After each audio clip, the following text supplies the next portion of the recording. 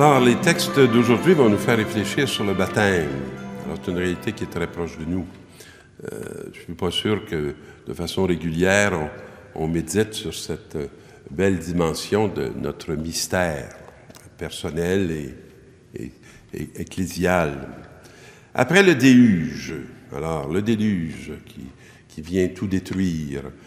Cette année, vous savez, on a un peu l'expérience de petits déluges parce que nos rivières ont abondamment débordé cet été, comme ils ont débordé aussi cet hiver. Et on s'aperçoit que ces deux réalités qui sont pas plus réjouissantes les unes que les autres.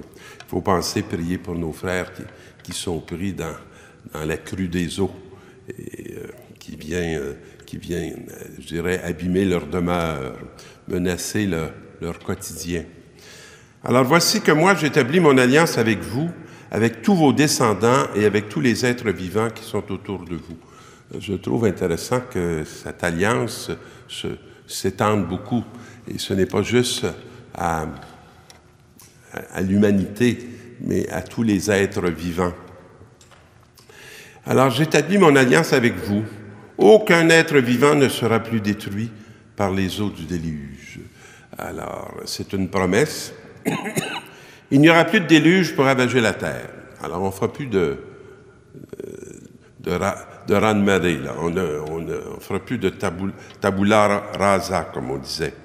Et voici le signe que l'alliance que j'établis entre moi et vous et avec tous les êtres vivants qui sont autour de vous. Alors, là, on va recevoir un signe. Il n'y a pas si longtemps, on nous a fait réfléchir sur les signes. Et tous les êtres vivants qui sont autour de vous, pour toutes les générations à venir. Donc, c'est un geste présent qui est bon pour l'immédiat et pour le futur. Alors, je mets mon arc au milieu des nuages. Alors, c'est comme la rencontre de la lumière avec l'ombre,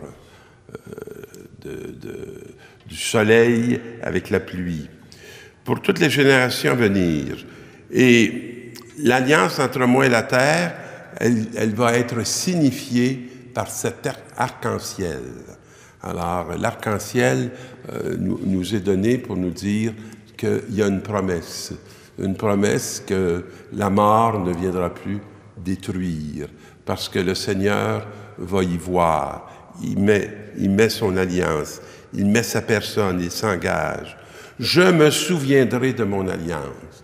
Alors, c'est bon que nous aussi, on ne l'oublie pas de cette alliance, pour ne pas être menacés, mais pour être en confiance quand des événements viennent nous ébranler profondément.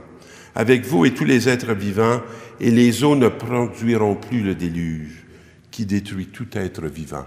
Alors, les eaux seront au service de cette alliance et de la croissance. Et il faut s'engager dans cette promesse du Seigneur. Et la deuxième lecture, c'est un texte de Pierre. Le Christ est mort pour les péchés une fois pour toutes. Bon, ça c'est pas une tâche qui nous appartient, c'est une tâche qui lui appartenait, il l'a fait. Et lui, le juste, il est mort pour les coupables afin de vous introduire devant Dieu. Alors, voyez-vous, lui n'avait pas de responsabilité par rapport au péché, par rapport au mal, mais il a accepté de mourir. Et dans sa chair, il a été mis à mort. Et là, j'aime beaucoup le petit passage qui vient, que dans la chair, Jésus a été mis à mort, dans l'esprit, il a été rendu à la vie. Alors, son attitude, son comportement, son offrande, la dépossession de lui-même, etc., etc., etc., l'a rendu à la vie. La mort était plus petite que cette réalité-là qui était dans le Fils bien-aimé. Alors, c'est ainsi qu'il est allé proclamer son message à ceux qui étaient prisonniers de la mort. Ceux-ci, jadis, s'étaient révoltés au temps où se prolongeait la patience de Dieu. Un temps mal utilisé. Dieu est patient, puis nous, on se révolte. Dieu nous donne du temps pour qu'on puisse retrouver le sens, retrouver la vie, mais nous, on s'égare, puis nous, on se met à y en vouloir, puis on ne se convertit pas, parce qu'on n'est pas capable. On n'a pas cette possibilité par nous-mêmes et en nous-mêmes. Alors, qu'est-ce qui est arrivé? Alors, quand Noé construisit l'arche, dans laquelle un petit nombre de personnes, 8 en tout, furent sauvées à travers l'eau, c'était une image du baptême qui vous sauve maintenant. Alors, ce baptême-là, il nous est proposé. Et on peut y être initié, on peut s'y préparer. Alors, c'est bon de prendre au sérieux ce que l'Église nous offre, ce que l'Assemblée nous propose. C'est bon de prendre au sérieux les chemins que Dieu nous indique pour qu'on ne soit pas dans la vie, je dirais, isolé, par nous-mêmes, condamnés à se perdre, mais qu'on soit vraiment initié pour trouver le chemin qui va nous mettre, qui va nous affranchir de la mort par une grâce, celle de Jésus-Christ.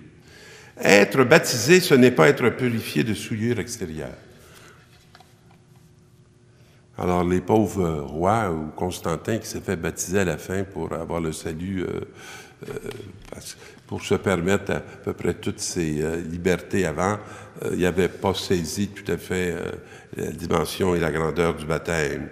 C'est s'engager envers Dieu avec une conscience droite.